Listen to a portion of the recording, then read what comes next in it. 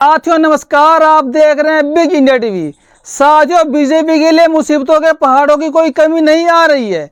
BJP के ऊपर लगातार एक के बाद एक पहाड़ टूटते ही जा रहे हैं और यहां तक कि बीजेपी के नेता खुद भी बीजेपी को हराने में पूरी तरह अपनी कामयाबी निभा रहे हैं, अपना रोल प्ले कर रहे हैं। साथियों, ऐसा ही मामला राजस्थान से भी हाल ही में आया है, जहां पर बीजेपी के सांसद बालकनाथ मुंडे जी ने साफ साफ एक गांव में बयान दिया है कि अगर गांव में 1440 वोट होंगे तो हमारे वोट पड़ेंगे 1450, यानी कि 10 वोट फालतू पड़ेंगे। यानी कि उनका साफ साफ ये कहना है कि बाद में जांच होती रहे, ईवीएम हमारे पास है, हम ईवीएम से चुनाव करके जीत जाएंगे।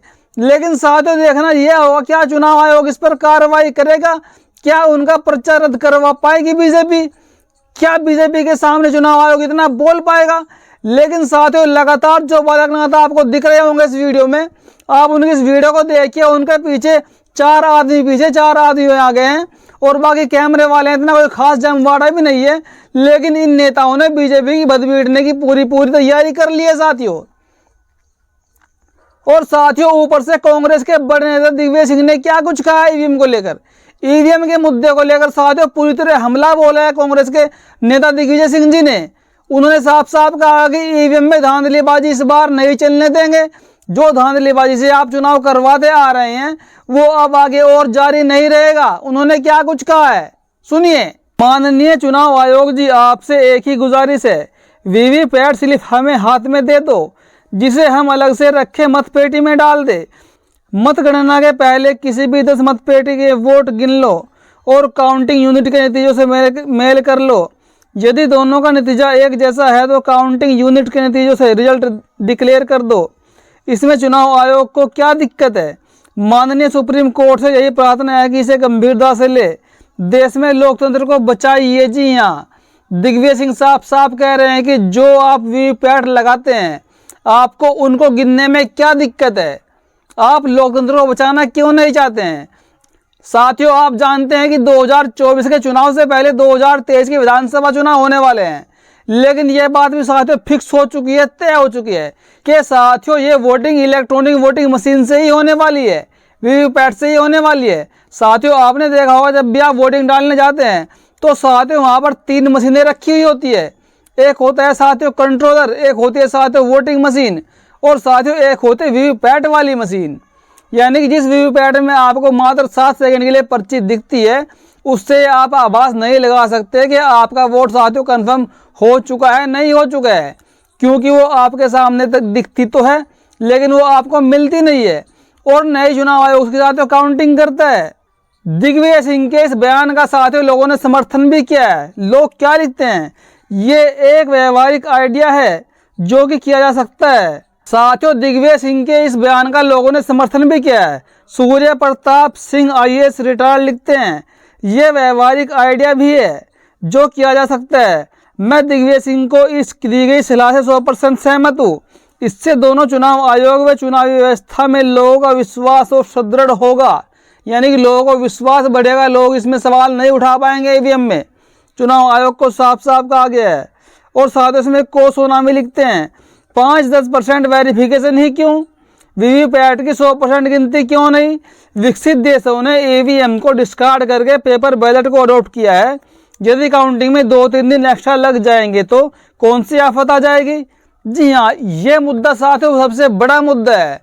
अगर आप सारी की सारी पर्चियों की काउंटिंग करेंगे तो साथियों फिर तो बैलेट पेपर की जरूरत ही नहीं पड़ेगी।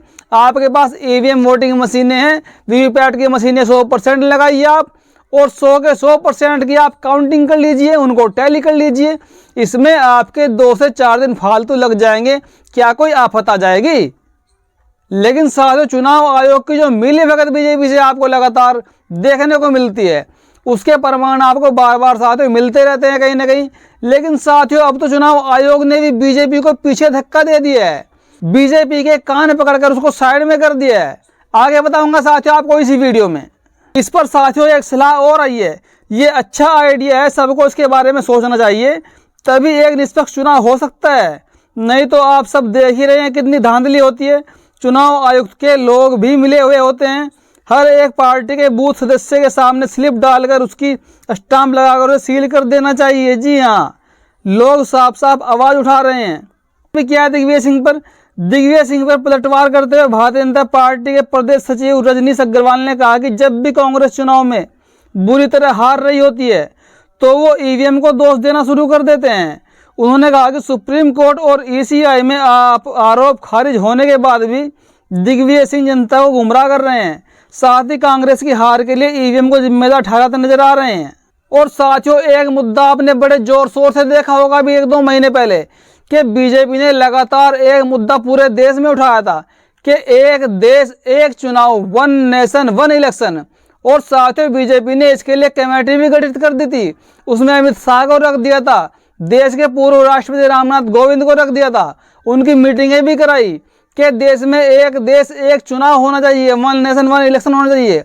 और साथियों, अब उस पर चुनाव आयोग ने क्या कुछ तमाचा मारा है बीजेपी के मुंह पर, जिससे बीजेपी का साथियों थोपड़ा पूरी तरह सूज गया है, पूरी तरह बीजेपी परेशान हो चुकी है। साथियों, सुनिए चुनाव आयोग ने क्या कुछ कहा है इस मुद्दे पर। चुनाव आयोग ने कहा कि एक देश एक चुनाव को लागू करने से पहले उसे ईवीएम से लेकर वीवीपैट जैसी मशीनों की व्यवस्था करने के लिए कम से कम साल भर का वक्त चाहिए। द इंडियन एक्सप्रेस की एक रिपोर्ट के मुताबिक चुनाव आयोग ने सवाल की शुरुआत में ही लॉ कमीशन को जो फीडबैक दिया था उसमें साफ साफ कहा था कि नई व्यवस्था को लागू करने से पहले उसे सारी तैयारियों के लिए पर्याप्त समय मिलना चाहिए। जी हाँ, यानी कि जो बीजेपी आनन फानन में करना चाह रही थी कि एक देश एक चुनाव 2024 में ही कर दिया जाए, समय नहीं है, व्यवस्थाएं नहीं है, मशीनें नहीं है, इक्विपमेंट नहीं है, सिक्योरिटी नहीं है। उसके बाद भी बीजेपी पूरी आनन फानन में लगी हुई थी कि इसको साहब आप कर ही डालिए। तो साथियों, उस पर चुनाव आयोग ने बीजेपी को कड़ा तमाचा मारा है। आगे क्या लिखा है?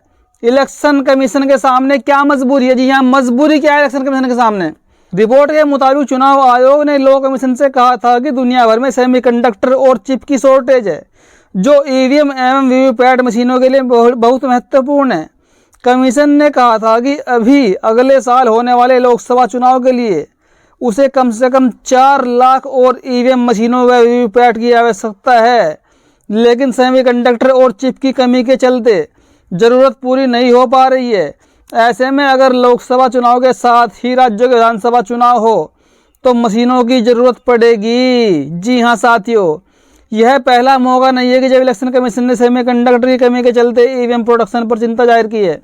इस साल की शुरुआत में ही चुनाव आयोग ने संसदीय समिति को बताया था कि उसे साल 2022-23 के लिए ईवीएम खरीद के मद में जो बजट मिला था उसका 80% खर्च नहीं कर पाई, क्योंकि सेमीकंडक्टर की कमी के चलते ईवीएम व वीवीपैट की मैन्युफैक्चरिंग में देरी हो रही है। जी हाँ, यानी कि जो पैसा इलेक्शन कमीशन को दिया गया था, मद मिली गई थी मदद, यानी कि उसका अब तक 80% साथियों पैसा ऐसे के ऐसे ही रखा हुआ है चुनाव आयोग के पास, इलेक्शन कमीशन के पास, वो भी खर्च नहीं हो पाया है। और बीजेपी साथियों आनन फानन में चाहती है कि देश में एक चुनाव एक नेशन का वाला सिस्टम लागू हो जाए, क्योंकि बीजेपी कहीं ना कहीं ईवीएम के माध्यम से धांधली करना चाहती है। और साथियों, इस मुद्दे को जान लीजिएगा, सारे चुनाव एक साथ होते हैं तो कितनी ईवीएम का खर्चा आएगा, कितनी ईवीएम साथियों देश में लगेगी।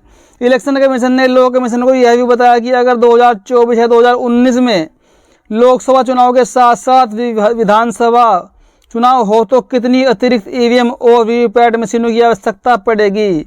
इलेक्शन कमीशन के मुताबिक अगर 2019 में लोकसभा और विधानसभा चुनाव साथ हुआ तो उसे कुल 53,76,000 बैलेट यूनिट की ज़रूरत पड़ेगी, जबकि 38,67,000 कंट्रोल यूनिट और 41,65,000 वीवीपैट मशीनों की ज़रूरत पड़ेगी साथियों। जी हाँ, इलेक्शन कमीशन के मुताबिक इस आंकलन से अभी उसके पास 26,55,000 ballot unit, 17,78,000 unit control unit और 17,79,000 वीवीपैट की कमी है। सरकार को यह ज़रूरत पूरी करने के लिए कम से कम 8,000 करोड़ रुपए की आवंटित करने पड़ेंगे। जी हाँ, यानी कि जो कमी वर्तमान में चुनाव आयोग के पास है वीवीपैट मशीनों की, ईवीएम मशीनों की और कंट्रोल यूनिट की, साथियों उसके लिए सरकार को अभी भी 8,000 करोड़ रुपए आवंटित करने पड़ेंगे। तब जाकर देश में एक चुनाव एक नेशन की बात हो सकती है। लेकिन साथियों, बीजेपी आनन फानन में सब कुछ करना चाहती है कि देश में बीजेपी के अलावा कोई सरकार और न बने, केंद्र में सिर्फ बीजेपी ही रहे। जबकि एक तरफ बीजेपी के नेता ही खुद बीजेपी को छोड़कर बीजेपी का भोकाल बनाने पे लगे हुए हैं। जो बीजेपी अपने नेताओं को टिकट नहीं दे रही है, उन लोगों ने मध्य प्रदेश में हंगामा कर दिया है। वो लोग निर्दलीय चुनाव लड़ने की तैयारियां कर रहे हैं। और साथियों, एक तरफ आपने देखा दिग्विजय सिंह ने कैसे कैसे हमले बोले हैं ईवीएम को लेकर बीजेपी के ऊपर, और अभी एक तरफ चुनाव आयोग ने भी साफ साफ मामला साफ कर दिया कि हम आपकी इसमें कोई मदद नहीं कर सकते। हमारा काम चुनाव करवाना है शांतिपूर्ण तरीके से, न कि धांधलीबाजी से। जी हाँ साथियों, बीजेपी का एक एक करके काले चिट्टे सारे साथियों खुलते जा रहे हैं। कहीं से इनके नेता खुद पोल खोल रहे हैं। अभी मैंने आपको शुरुआत में ही दिखाया था कि राजस्थान के अलवर में जो इनके सांसद है बाबा बालक नाथ जी, उन्होंने साफ साफ क्या कुछ कहा जनता के सामने खड़े होकर कि इस गांव से वोट पड़ेंगे 1440 और साथियों ईवीएम में गिनती होगी 1550 वोटों की। जी हाँ साथियों, यानी कि साथियों जो वोट की संख्या है किसी देश में, मान लो किसी गांव में 100 वोट है और 100 वोट के सामने जब आपको रिजल्ट निकल के आएगा वोटिंग होने के बाद, तो साथियों वहां से 110 वोट निकलेंगे। क्या है धांधलीबाजी करने का साथियों इनका नया तरीका? इस पर चुनाव आयोग साथियों रोक लगा पाएगा? क्योंकि साथियों एक तरफ एडीआर ने भी निष्पक्ष चुनाव के लिए बीजेपी के नाक में नकेल डाल रखी है कि जो आप चुनाव करवा रहे हैं वीवीपैट वाली मशीनों को साथ में जोड़कर, उनकी आपको 100% काउंटिंग करवानी चाहिए। और साथ ही इस पर सुप्रीम कोर्ट को भी फैसला लेना पड़ेगा, क्योंकि 2024 का चुनाव कोई दूर नहीं है। उससे पहले होने वाले 4 राज्यों के विधानसभा चुनाव है। ये तो तय है कि ये तो चुनाव वीवीपैट से ही होंगे, ईवीएम वोटिंग मशीन से ही होंगे। लेकिन 2024 के लिए सुप्रीम कोर्ट भी सीना तान कर खड़ा हो गया है बीजेपी के सामने, चुनाव आयोग के सामने। अब साथियों बीजेपी की हेकड़ी चलने वाली नहीं है, अब बीजेपी को मुंह की खानी पड़ेगी। हालांकि देश में इंडिया वाला गठबंधन टूट गया है, अब देखा जाएगा क्या कुछ होने वाला है। तो साथियों आपको ये वीडियो कैसी लगी अपनी प्रतिक्रिया कमेंट में जरूर दीजिएगा। साथियों वीडियो देखने के लिए धन्यवाद।